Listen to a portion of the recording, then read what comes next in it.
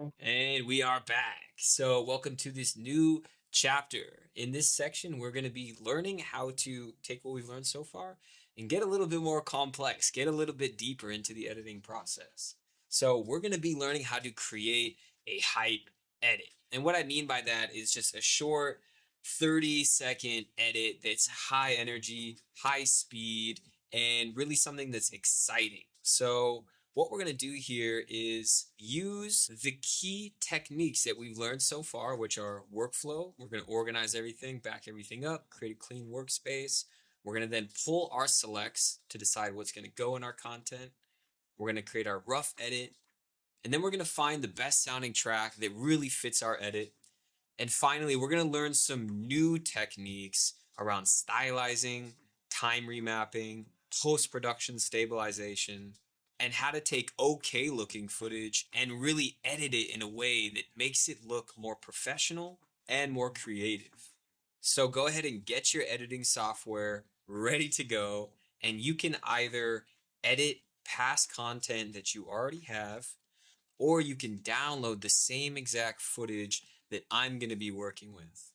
And whether you want to use your own or the footage that I'm supplying, we're going to gather around 5 to 15 different shots from that footage and turn it into a really exciting montage. And of course, we're going to transfer that footage on the device that we're going to be editing on, and we're going to build on the techniques that we've already learned and get into newer techniques.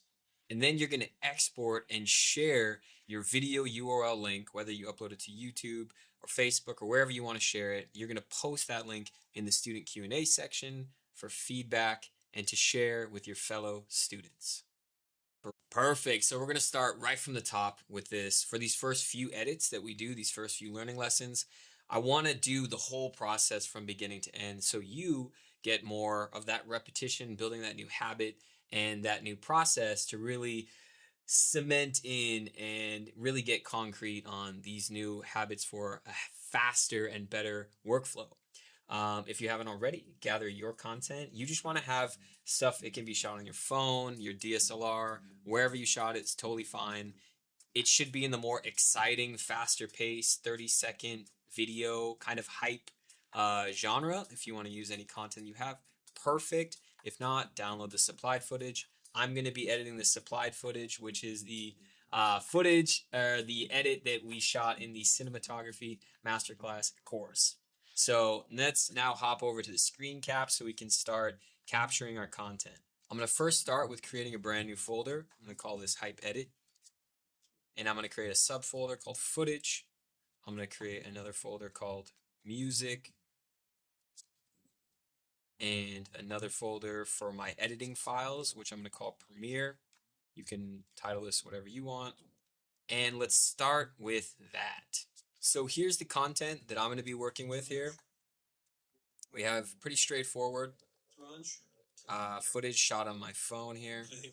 Okay, so as you can see, we have the character, Vlatz, our friend here. He's doing one movement of loading the camera up, and we're going to take that same exact set of movements that he does, but we're going to introduce different shot types. So if we take a look at these shots we have some close-ups, raising the camera, changing the battery, some moving shots, some wide shots, and we're going to see how we can take this pretty mediocre set of movements and footage and turn it into something that's exciting. So let's start by dragging in our footage into our editing assets folder. Then we're going to open up our editing software and we're going to create a new project, and I'm going to title it Hype Edit. And we're going to hit browse to choose the location, just like we've done before. We're going to go to where our folder is, navigate to our editing assets folder, hit choose, hit OK. Now it's going to put all of our editing files in the proper location. And now I'm going to drag our footage into the timeline, into the project window. So now we have all of our video content. And now what I'm going to do, because all this content is from the same location, the same character, the same time of day. There's really no separation between A roll and B roll and different types of separate shooting locations. I'm going to drag all this stuff into the same exact sequence. So what I'm going to do is highlight all my footage. I'm going to right click the top clip and I'm going to create a new sequence from that clip. Now what that did is dropped in all my footage I'm going to be working with into the same sequence with the proper sequence settings that is linked up to the settings of my actual footage, which is 29.97 frames per second and at 1080 by 1920, just like our previous project that we edited together. Now, what that also does is creates a new sequence and it defaults the name of that sequence as the name of the video file, which we don't want. So we're going to name this hype edit. And I'm going to take that sequence out of the footage folder because it's not footage. And I'm going to create a new sequences folder by right clicking, selecting bin, and typing in sequences. And I'm going to drag that sequence into the sequences folder. We are organized over here, baby. Okay. Okay, and as a good practice, before we really get into this edit, I'm going to create a backup of our editing files on a separate hard drive. Right now, we're editing on the hard drive built into the laptop, and I'm going to drag that content and duplicate it onto a separate hard drive, which we'll do right now. So I'm going to select Hype Edit, copy, paste it onto this external hard drive, and I'm going to title this backup Hype Edit Backup. So by now, you should be at the same process as I am, either with your own footage, you've created your folders, your editing file, and you're ready to start pulling selects on your footage, or you've downloaded the example footage and you're at the same step as me. So now let's get into pulling selects and see what shots we're going to actually use here. Perfect. And now let's start pulling our selects. So this first shot that we have is kind of an example of what this process looks like without any editing done.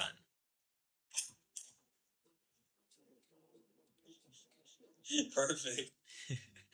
Okay, as you can see, nothing special, but that is the purpose of post-production, to make something average look extraordinary. So I'm going to label this clip magenta, and I'm just not going to delete it, but I'm going to move it to the back of the timeline just so we have it as a reference later in our edit.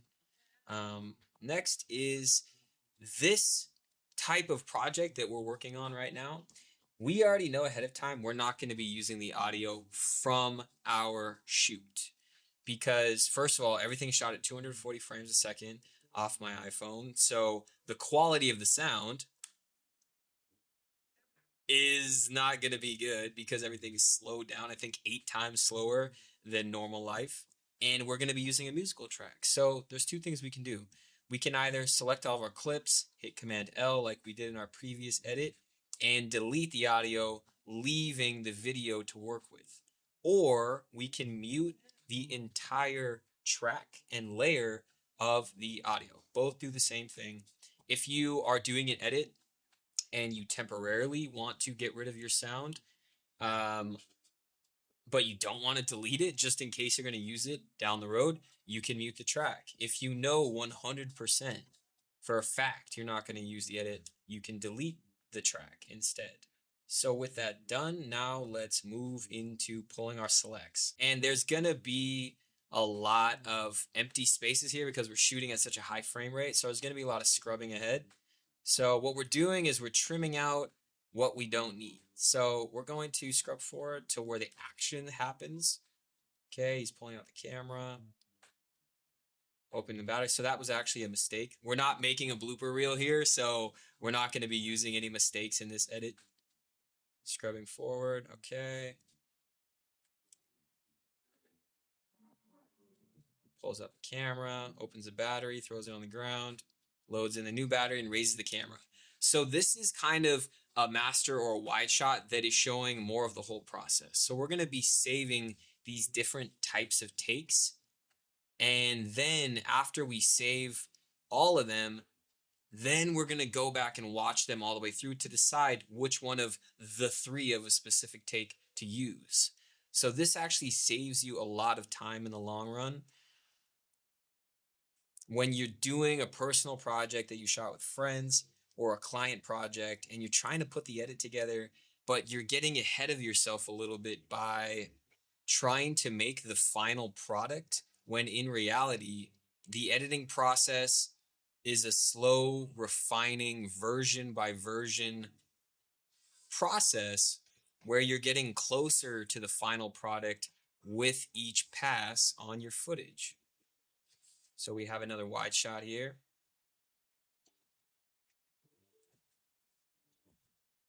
And the other reason I'm going to keep these different ones is because I want to have different options.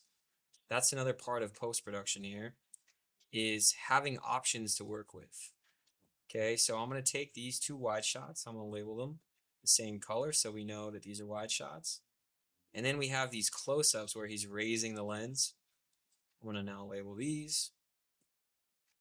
Do a ripple delete to get rid of that black empty space.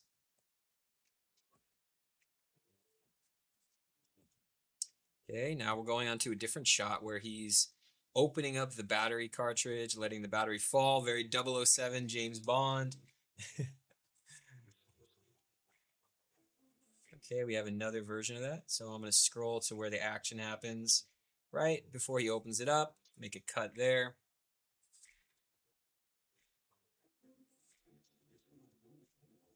Boom. Everything looks so good in slow-mo. And now we're moving on to different shot where now he's loading in a new battery. Okay, that one was a mistake. So we're going to continue to scrub forward. Okay, he's pulling out the battery. Kind of fumbles it and then brings it into frame. So we're probably not going to use this part because that doesn't add any value to our viewer or to our audience. That's something you want to really keep in mind here. What is adding value and what is the essential information? You don't want any frames in your project that don't need to be in the video unless it's adding some type of value. Looks like we have another angle here of him dropping the battery.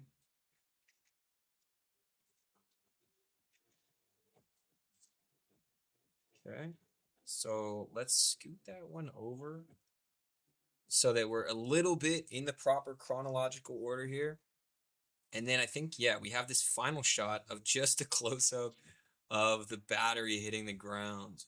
So I'm going to scrub to right before the battery comes into frame. Okay. And you can scrub one frame at a time with the left and right arrows on your keypad.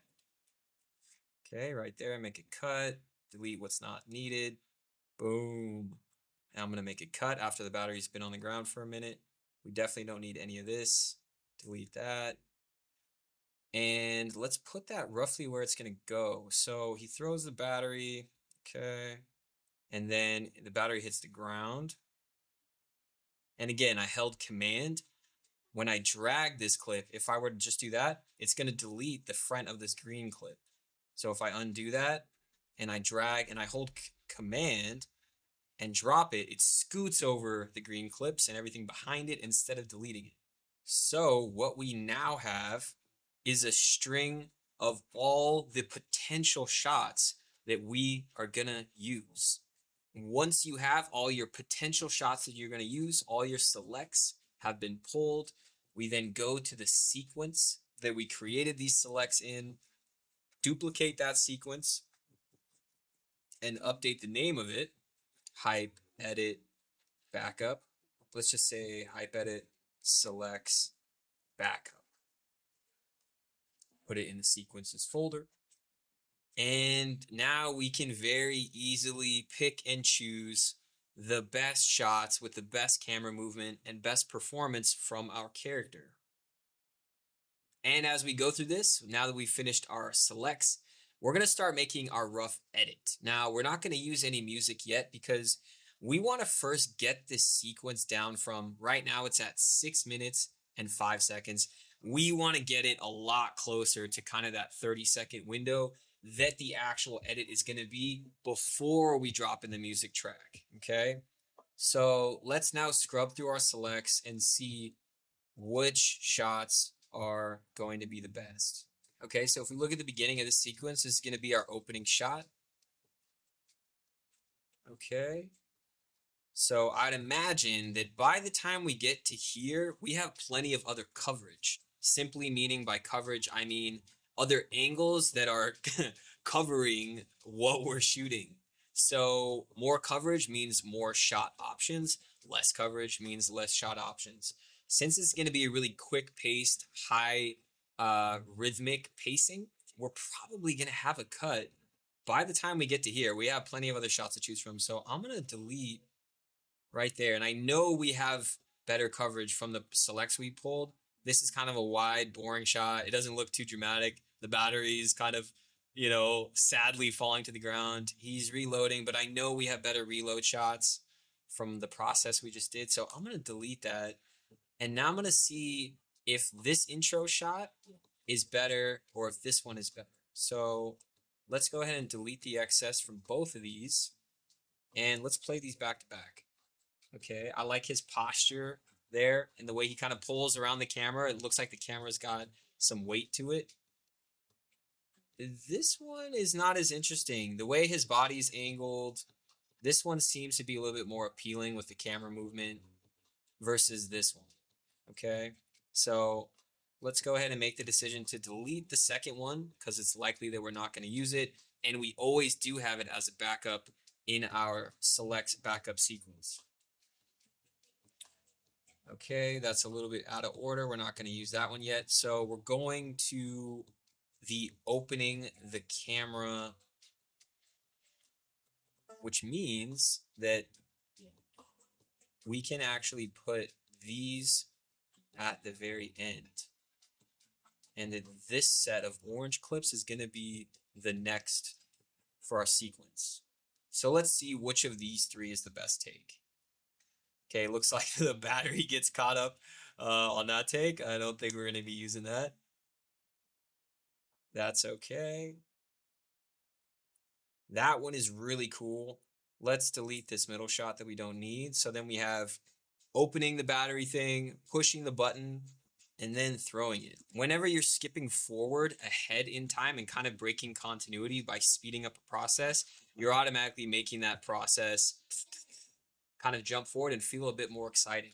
So that's really the goal on this style of edit. If we were doing something that's more smooth storytelling with a voiceover, it would be a completely different style of editing, which we are going to be doing in the next exercise. So let's leave this as a rough edit the way it is. Boom, love that shot. And let's now, as this is falling out of frame, that's the perfect cutting moment when you're looking at when to cut to transition to this now coming into frame. Boom. So you always want to, as an editor, go for a seamless style of editing. So here we can see that he's bringing in the battery, and just before we cut, there's a little bump. You see right there. There's an extra few frames where his motion pauses, and it creates a little bit of a little bit of a jerkiness into the next shot. So there's extra space there. So we're gonna take this shot and we're gonna scoot it over. I'm gonna hold Command and do the left arrow a few frames to scoot over this shot closer to this one. Boom. So there's still, that little pause right there. So we're going to take even a few more frames by moving this clip over to the left. Okay, that's a lot better. Okay, and now there's a little bit of an extra pause on this shot. You see how where we start the clip, it's waiting, boom. So what we want to do to create an even more seamless, smooth cut is cut on the action versus cutting on when there's pausing. We want to transition the action here of the movement into the action here of that movement. So there's a few extra frames here. So let's go ahead and scoot to where the action starts and we'll create a cut. And now look at the edit. Boom, that's a lot better. I would even move over this clip even further to the left. So let's 1, 2, 3. Boom. So this is really the key and one of the main benefits of using multiple different shots and having those different shots in your selects sequence is that we can really easily navigate and scrub through and find the best shot. Like this one is so much more smooth and kind of interesting. Even though it's such a simple little thing of just closing this little camera hatch, it's gonna make a big difference. So boom, boom, boom. That one we don't want. And we just found that the very last take that we did has the best close. So let's go ahead and trim that. We'll hit save. And we'll see our 3 options here for the ending shot. So that looks a little bit blurry. Is that intro? Yeah, I'd like to see one with the camera and the lens in focus. So let's see. That one's looking a lot better. Ooh, I think this one is the one. So can you see the difference in these 3 options? That one's okay. This one's a little bit better. And I think we nailed it on this one, right? The performance is great, even though he's just lifting the camera. But it's in focus, good framing, and the motion is great. So let's delete these extra ones, get rid of this empty space, and cut in. And we'll probably do some time remapping, which I'm really excited to show you how to do that.